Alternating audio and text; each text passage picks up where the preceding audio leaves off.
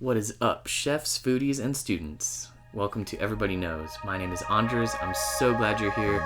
Let's get started.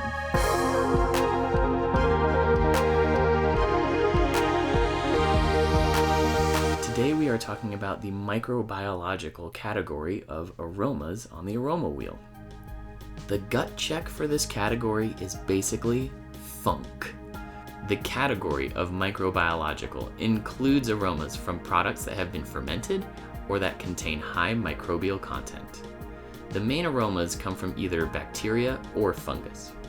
The bacterial aromas usually indicate fermentation in foods such as miso, soy sauce, pickles, and kimchi. These aromas are due to acids, alcohols, or the bacteria itself. The fungal aromas usually come from the living cells such as mold or yeast, as well as the specific strain or species of organism. Other common descriptors of microbiological might be funky, moldy, feet, fermented, or sour, even though we know that sour is a taste. However, in English, sour is also a word to describe some smells. Greek yogurt is a really good example of a sour smell.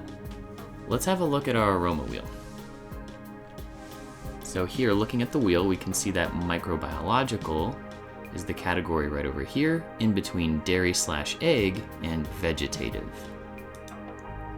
As we look a little closer, we can see that it's broken up into a couple main categories, mostly fermented, with a yeasty category and some other categories over here, anaerobic and rot.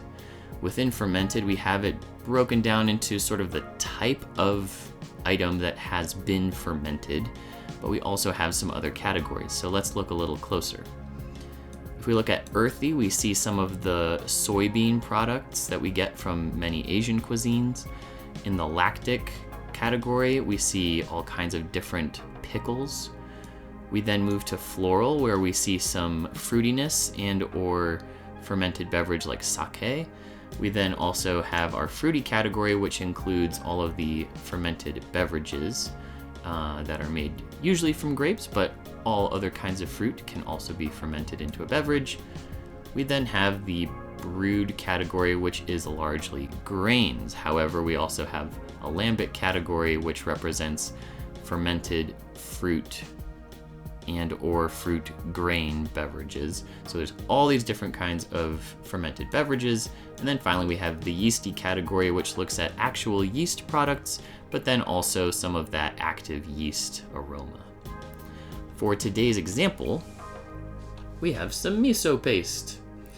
The stuff that you can get in the US. I know, it's not as good, but man, that's better than not having any at all. Get a whiff of that.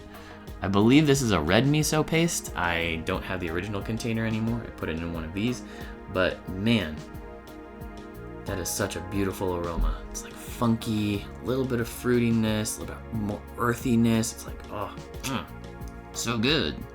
I was sick recently and I needed a bland food to eat, and I had some buttered noodles, but I threw a little bit of miso in there to kind of give my gut some good bacteria and action going on. That was so good. Like, buttered noodles are one of those like things that you remember back from childhood, and you're like, buttered noodles. Throw some miso in there next time. Whew. Enough with the nostalgia. Some things to note. Microbiological aromas are almost all some kind of modification of another ingredient or aroma. However, the universal integration of fermented food around the world grants them their own unique identifiers. So although we have grapes in the fruity category, we will have a fermented grape because wine has been so well used all over the world at this point. Another thing to note is that this category is one of the categories that holds some of the undesirable aromas in this category, as they represent compounds that should be identifiable if they accidentally enter a food source, most likely from unclean or poorly sourced products. These categories and identifiers in this particular situation, I'll bring you back to the wheel here, We're looking up at anaerobic and rot. So we're looking at something that's either sulfurous, low tide kind of smell, actual feces, rotting flesh, or rotting vegetation. All of those things, if you have products that have not been sourced properly, or they're not fresh, or something has gone wrong, then you want to be able to smell those things and say, something is not right, let's investigate. So that's interesting. And that about wraps it up. What I would like you to do is think about this category of microbiological as you cook or as you eat. I want you to think about if you like these aromas or not, and why or why not. I also want you to think about, are there specific memories or thoughts that come to mind as you smell these aromas? And finally, what are your thoughts on the organization in the wheel and everything that we've talked about here in this video? Does it make sense? Does it work for you?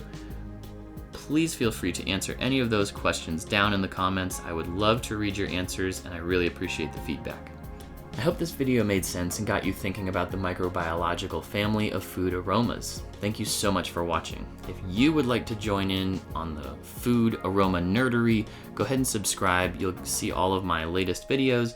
If you would like to order a hard copy poster or a digital version of the aroma wheel that I've built, there are links in the description.